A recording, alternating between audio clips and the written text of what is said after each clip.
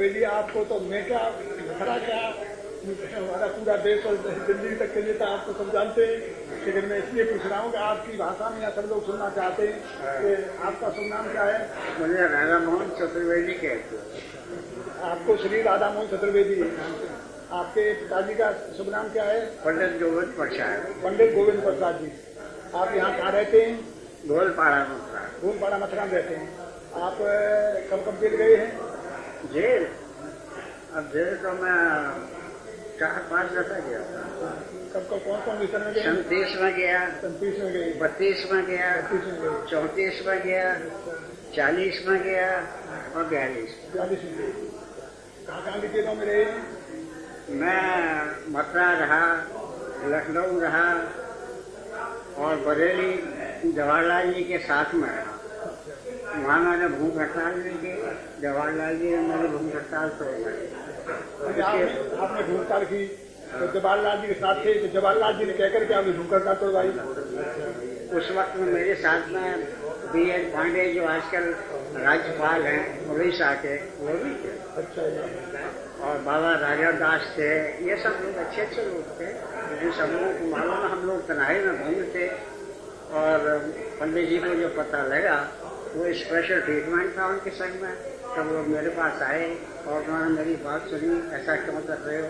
मैंने कहा जुल्म बड़ा भारी जाती हो रही है, ऐसा जुल्म हो रहा है जेल के अंदर और हाथ पे रहते हुए, इसलिए मुझे ये करना पड़ा। इस जुल्म को बर्दाश्त में नहीं कर सकता, मैं अपने प्राणों का त्याग कर दूंगा, लेकिन इस जुल्म को बर्दाश्त नहीं करूंगा।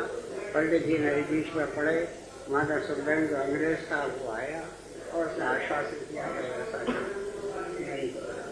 उसके बाद में 40 में व्यक्ति के सत्याग्रह पर भी गया। उसके बाद 42 में नजर बन रहा, 2.5-3 साल आगरा असंख्य जेल में। वहाँ पालीवाली भी थे, अचल सिंह जी भी थे और आगरे के बड़े बड़े अच्छे अच्छे नेता थे। 34 में जब इलीगल हुई कांग्रेस, कलकत्ता में गया और मेरे संग में जत्थे में 15 आदमी गए। हम लोग ड्रेस बदल बदल के गए थे यहाँ से और वहाँ पे हमारे संग डॉक्टर रामन और लोहिया भी थे उस वक्त में। और उस वक्त पकड़ करके हम लोगों को वहाँ की जो जेल है उसमें रख दिया था। उसके बाद सब कुछ छोड़ दिया गया। 47 में तो 41 में के मूवमेंट में तो सब मालूम है कि यहाँ से आगे चले गए, आगे बढ़ गए। ये छोड़ रहा कहा से करने वो तो बहुत बड़ी लंबी चौड़ी व्याख्या है कोई वक्त, लेकिन अब जो शॉर्ट में आपने पूछा वो मैंने बतला दिया। तो बात ये चल रही है, हमें तो ध्यान है, आप तो उनमें से हो कि जिनसे हम लोगों ने राजनीति सीखी है, तो हमें ये भी मालूम है कि हम जब काम करते थे उत्साह पैदा करते थे। पंडित जवाहरलाल नेहरू आए थे और चुनाव में तो आप भी मेरे संग थे। तो चुनाव की मुझे एक बात याद है, चतुर्वेदी जी जो काम कोई नहीं कर पाया वो आप करते थे कि अखबार अंग्रेजी का पढ़ते जाते थे और बिना पढ़े अंग्रेजी हिंदी में सुनाते जाते थे, देखते ही। यानी ये कोई नहीं कर पाता था। ये तो कर सकते थे कि पहले अंग्रेजी पढ़ी और फिर हिंदी में ट्रांसलेशन करें, लेकिन ये आप ही कर पाते थे तो अंग्रेजी में अखबार को आंखों से देखते जाते थे, हिंदी सुनाते जाते थे। जब हिंदी पढ़ रहे योग्यता किसी नहीं थी। दूसरी बात और भी आपसे जानना चाहता हूँ, अच्छे अच्छे वकील भी थे और वो ट्रांसलेट करते थे, इंग्लिश थे वो नहीं कर पाते थे। लेकिन मैंने कहा केवल प्रैक्टिस की बात है और मैं BA के स्टूडेंट तक को पढ़ाता था। अब एक बात बताओ चतुर्वेदी जी कि आप जवाहरलाल नेहरू आपको जानते थे, CP गुप्ता जानते थे, पंडित जी आपको जानते थे, पंडित जी इंदिरा जी जानती थी, आचार्य नरेंद्र भी जानते थे, कोई ऐसा नेता नहीं जानते।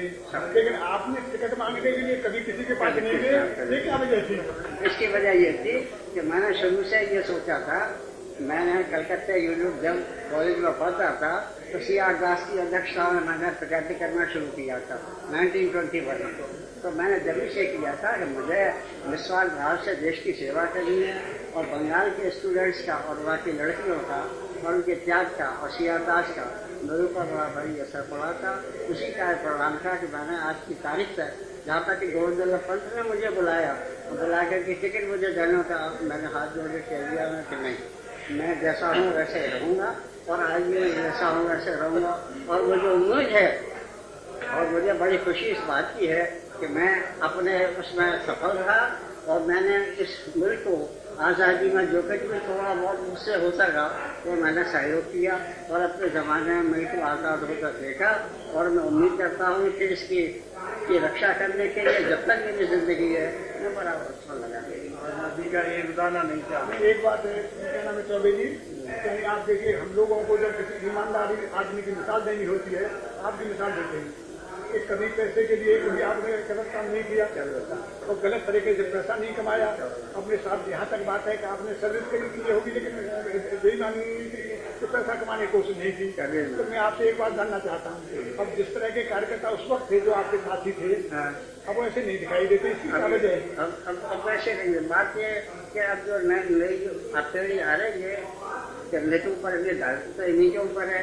अब यही अपने अपने उसको करेक्टर तो बनाए। सबसे बड़ी चीज़ जो है मनुष्य का करेक्टर होता है और जो करेक्टर अगर लूज हो जाता है तो गुस्सा खत्म हो जाता है।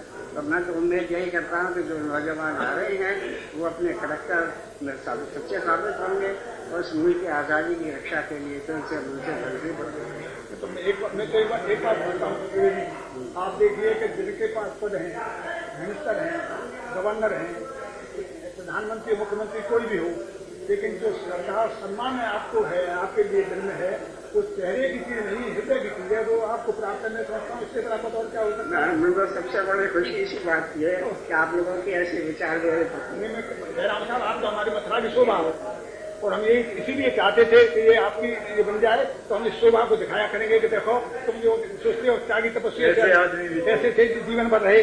मुझे खुशी है, मतलब आपने जो बात कही। हमारे मित्र जी हैं, मित्र जी आप भी